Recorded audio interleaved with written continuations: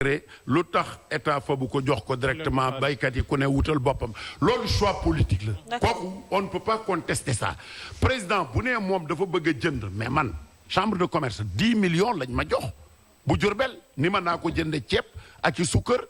jox ko daara yi pourquoi fa bu ma ko daara ju nekk ma dem jox ko 50 000 wala 25 000 kon na nga defe ne man dama ci doon am dara mais exemple damay terminer ceeb bi chambre bi jënd 10 tonnes la toll man teg naa ci 20 tonnes leer na ñëpp maa ngi liste yi sama xaalisu bopp kon mënoo wax ni Macky Sall du ci teg dara loo xam ne sax duñ ko publier wala Marème Faye teg ci dara donc lii mu wax d'accord naa na leer nañu publier li ñu jënd ak fi ñu ko joxe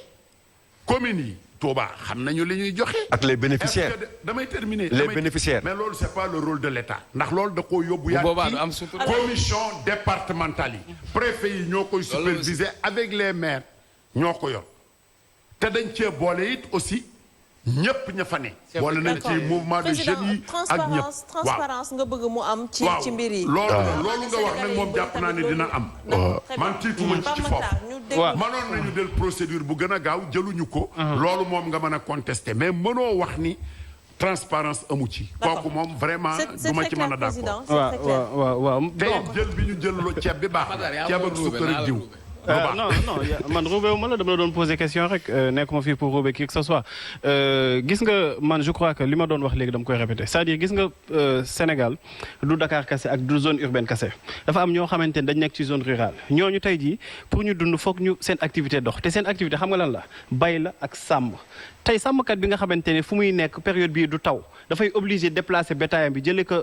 par exemple Podor di ko yóbbu ba fii nga xamante ni mooy fi nga xamante ne actuellement dafa commencé di taw ay Kolda ak yooyu noonu léegi ñooñu noonu boo leen ñëwee da ngeen di toog fi ngeen toog doo leen déplacer seen i jur mais jur yooyu dañuy dee te jur yooyu bu ñuy deewee tey jii tabaski ñi ngi siy jëm ak yenn yoo xamante ni dafay gën a yokk ay difficulté déjà yaa ngi koy wax léegi état dafa am problème pour jéem a dimbali ñi nga xamante ne sax da leen identifier boo ci boo bëggee boole ñooñ da koy gën a poser problème beneen bi mooy baykat yi nga xamante ni yaakaar naa ni période bii nii si nañuy commencer seen procédure pour mën a bay bu ñu ruujul waajal seen nawet ñoom Cissé Lo ñi nga xamante ni ak Cheikh Oumar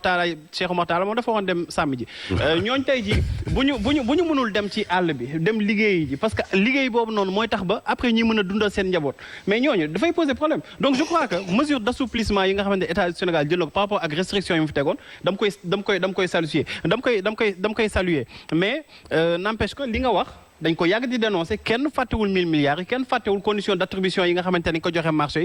yi barki dem rek maa ngi naan mënuñu jël jaaykatu chandise di ko jox marché wu 19 milliards alors que boo xoolee ñaari sociétés yu mu yor seen capital social passé wul 300 000 francs loolu terewul ñu ngi koy dénoncer mais je crois que à un moment donné aussi il faut que ñu jéem a évoluer xam ni ça aurait pu jàll na léegi xam nga lan moo toll mooy ceeb bi waroon nañu indi dugub wala waroon nañu indi bisaab wala waroon nañu indi leen loolu mi ngi suñuy ginnaaw léegi xam nga lu ne suñu kanam mooy nañu fexe ba li nga xamante ni jot naa dem mu yegg si ñi nga xamante ni si la jëm ñu lu demakul ñu jéem a fexe ba mu yegg si bénéficiaires yi je crois que loolu mooy solution parce que aussi ak transparence bien sûr transparence moom dafa nekk loo xam ne ci début processus ci milieu bi ba ci fin bi ak aussi rendre compte li nga wax noonu balaa ñuy def lii ñu def état des lieux mais aussi leen laay bañ ñu jël feebar bi bëgg def Macky Sall cuune dëgg la cuune la man moom duma werante ni cuune la. cuune defagulu cuune. waaw non cuune la. waaw mais non affaire bi dama ni non moom laa bëgg wax ni côté boobu bu nekkee dañuy xool ci ni ñu gérer état feebar bi amul benn état boo xamante ne amul ay manquement nguuda moom mi ngi koy wax France tey jii dañu ni président Macron bu teeloon jël ay mesures feebar bi du yegg fii mu yegg. Allemagne mi muy cité exemple am na plus de 8000 décès. donc yaakaar naan loolu du maîtriser li nga xamante ne mooy situation amul fenn États-Unis première amul benn président boo xamante ni bañ ngeen ko tudde ko cuune waaw non ci yeneen ci ak lu koy faj baal ma rek dama lay bàyyi nga continuer xamoo ku koy faj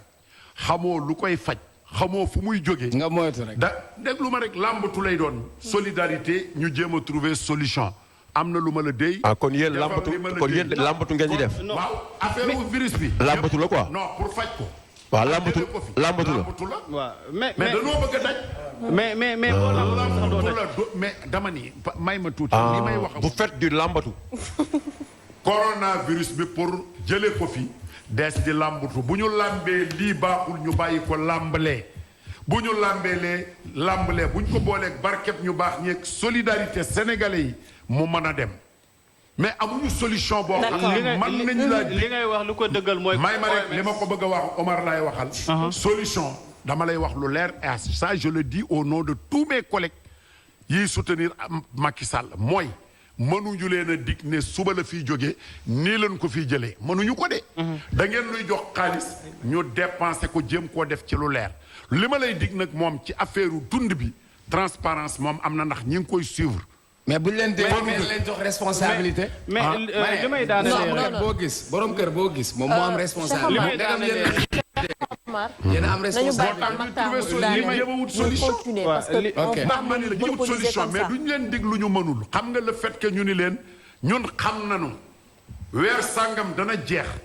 Sénégal kenn ñemewu ko fee wax ko ànd ak Macky Sall li nu gëm daal mooy ñoo ngi làmbatu président message bi leer na message bi leer na nañ bàyyi Pape Makhtar mu daaneel comme ça ñu delluwaat waaw d'accord man leen rek laa ci wax aussi nañu respecter sénégalais yi parce que bu ñu gëmee ni député yi nga xamante ne dañuy yor dérogation journalistes yi nga xamante ne dañuy yor dérogation war nañu mën a circuler ci dëkk bi te du ñu yóbbaale feebar war nañu mën a nangu tamit sénégalais bi nga xamante ni ouvrier la wala baykat la wala sàmmkat la war na mën a circuler ci dëkk bi te yorul feebar mais bu ñu bëggee di def benn jugement de valeur si ñi nga xamante ne mooy apprenti car yi naan du ñu sangoo dinañ sangu dafay poser problème parce que ñooñu aussi dañu am non du waxin du waa d'accord non waa d'accord mais loolu dafay waa d'accord mais loolu dafay blessé parce que ñooñu aussi ay pères de famille nañ ay sénégalais nañ kenn waru leen stigmatiser on passe à autre chose nañu jàll ci leneen alors très rapidement ci question boobu peut-être yow rek laa ciy jox avant ñuy jàll ci yeneen point muy question wu honoraria bi ñuy décréter par rapport ak coow li fi état du Sénégal toll tey ji ñu bëri di leen wax est-ce que taloon nañu wala est-ce que jotoon na est-ce que période bi est bien choisie pour ñu yor waxu honoraria par rapport ak président wu yenn conseil économique social et environnemental. jotoon na ñu wax ko wala jotoon na président jël ko. jotoon na président jël ko. voilà nee parce que man foofu laay wax c'est-à-dire c'est la question de l'opportunité. Moi, je pense que l'opportunité pose problème parce que le président de la République même su fekkoon par exemple li am na mënoon na ko naj xaar ko même su fekkee décret yi ñoo xam nañ circuit bi muy jaar mais li ci gën a doy waar j'ai utilisé tout à l'heure un mot mooy la crédibilité de l'État du Sénégal et dama ci bind papier man ma tuddee ko l'État déshonoré en réalité vous savez que dañu la naan booy gérer État il y a des choses à ne pas dire il y a des choses à ne pas faire boo demee bu Cour suprême bu États-Unis dafa rendre ay décisions yoo xamante ni dañ ci gis racisme dans l'histoire des États-Unis tous les grands constitutionnalistes yu commenté ces décisions là dañ ko tuddee le déshonneur de la Cour suprême en allant jusqu'à dire qu'il y a des choses qu'un juge ne devrait dire ou bien ne devrait écrire dans sa décision lu ci mel ni l'affaire Dred Scott boo xam ne juge bi dafa ne le maître a des droits sur l'esclave la décision a été sévèrement critiquée par le président Lincoln qu'elle a précipité le pays dans la guerre civile te tey loolu moo leen topp tey jii nii kon ñun suñu amee état le président de la République il est gardien des symboles de la République mais aussi du fonctionnement régulier des institutions depuis la suppression du poste du premier ministre président de la République le secrétaire général du gouvernement est devenu son assistant administratif le secrétaire général du gouvernement moom moo chargé ñuy publier moom moo am publication journal officiel décret ak loi man dans mon histoire musuma gis en tout cas état du Sénégal wala beneen dëkk bu ñuy laam-laamee ñaari décret yoo xam ne ñoo bokk même signature présidentielle même date même numéro même contenu. Quel décret? J'étais à terre. Le décret 2020-964 du 17 avril 2020 instituant l'honorariat pour les anciens présidents du Conseil économique, social et environnemental. Depuis lors, le gouvernement du Sénégal nie ni décret bi c'est un faux. Man bi ñu ko waxee j'étais à terre. Parce que dire que c'est un faux, ça veut dire tout simplement en réalité la signature qui est apposée sur ce décret n'est pas valable. Cette signature a une dignité institutionnelle. Vous savez, c'est aussi dire que cette signature a été imitée. Le délit d'imitation de la signature du président de la République est tellement grave que dafa mel ne signature du président ñoom dañu ne baaxul su baaxul décret boobu mooy signature ba ca nekk aussi baaxul parce que la ca nekk dara baaxul. est-ce que signature bu oyoful tamit ba lu ñuy non nekkuma c'est que li may wax c'est important. Bien sûr. C'est la République qui est concernée parce que le président de la République il dit ceci devant Dieu et devant la nation sénégalaise je jure de remplir fidèlement la charge de président de la République du Sénégal d'observer comme de faire observer scrupuleusement les dispositions de la Constitution et des lois de consacrer toutes mes forces à défendre les institutions constitutionnelles et l'intégrité du territoire et l'indépendance nationale. De ne ménager enfin aucun effort pour la réalisation de l'unité africaine. Gis nga lii dans l'ancien Kayor am nañu ko defoon ay roi ay damel dañ leen a destituer pour manquement c'est-à-dire président de la République signature am du caaxaan. Au Rwanda ki ko fa defoon falsifier signature du président de la République pour wut ci emploi xam nga procureur bi ñaata la requérir 20 ans ferme de prison ñu décret bii ñu wan baaxul décret ba baax kenn signé wu ko le directeur général du Soleil ñëw dama naan produire un décret parce que man moo boobu laay utiliser jusqu'à preuve du contraire xam nga la moo tax parce que décret ba mu génne kenn publié wu ko ba tey journal officiel mu mel ni Sénégal amul institution amul ay autorités yoo xam ni c'est-à-dire que l'État est frappé au cœur de l'État même son poumon est touché ñu ñuy xool ñu honorariat bi président daa jël décret xaatim ko alors que am na beneen pouvoir public constitutionnel article 6 moo ni le Conseil économique social et environnemental est une institution de la République mu instituer règlement intérieur am honorable député Moustapha Cissé Lo mi ngi may dégg daa mel ni président de la République dem moom effacer wala jël une disposition boo xam ni règlement intérieur Assemblée nationale la concerné suñu charte réew président de la République amul droit teg tànkam biir Assemblée nationale en vertu du principe de la du ngeen mës ko mës a gis amul droit teg fa tànkam même conseil économique social et environnemental ngeen gis ne en vertu parce que pouvoir public constitutionnel la moom article 51 ne suñuy teg honoraria procédure la ñuy jaar muy initiative adoption approbation président de la République approbation rek la am mu jëlal ko boppam kon muy loo xamante ne dafa doy waar ci loolu ñu jëlaat beneen décret buy méngal loolu boo xam ni décret 2020-976 boo xam ne nag day attribuer honoraria à madame Aminata Tall et ci décret boobu noonu bi ñu demee ci visa yi ñu gis ni décret bi ñu waxoon ne baaxul visé nañ ko fa. Absolument. Mais l'État du Sénégal est secoué. Absolument. Et ça lii dafa am des allures d'un scandale d'État ñu bax kook ñu ñàkk koo wax parce que dama ni un État warul a ñàkk sa crédibilité ba ñu ko génnee ba mu deenee dëgg sax bu fekkee président jël na ko waruñu cee dellu ginnaaw dañu war a génne ni décret bi am na bu ñu koy justifier ñu justifier ko mais tey jii nii le décret 2020-964 kenn xamul ban moo ci baax ñaar yi ñu wan muy moom laay wax c'est-à-dire tey jii nag dama leen di wax moo tax ma indaale lii man dama tëju woon ak magistrat du Sénégal ñu choisir ma union des magistrats ci benn séminaire ñu joxe lii ñoom ñoo ko bind axes principaux des propositions de réforme pour une justice performante et indépendante du man maa ko wax proposition yaa ngi nii ba ñu ko joxee le pouvoir exécutif ba léegi jëluñu ci benn le problème de l'indépendance de la justice c'est le parquet bi c'est adossé à l'exécutif procureur ci waaw président lay wuyu mais procureur de la République tey gis ngeen bés bu ubbee une enquête dana interroger président ne ko est-ce que signature bi sa bos la wala sa du sa bos te suñu loi sax ni mu tëddee président de la République même ministre soo ko bëggee woo su ko procureur bëggee woo il faut mu demander autorisation président de la République muy donc les réformes de la justice même s'imposent rapidement nee nga sa waay nga wax léegi mais nen ne non humainement rek laa bëggoon wax c'est-à-dire que ki dafa wax lu am solo moom si droit la wax. yow humainement ngay wax. mais humainement d'une manière humaine morale un peuple qui est malade nga war a jënd paracétamol buy jar 1000 francs yow en tant que président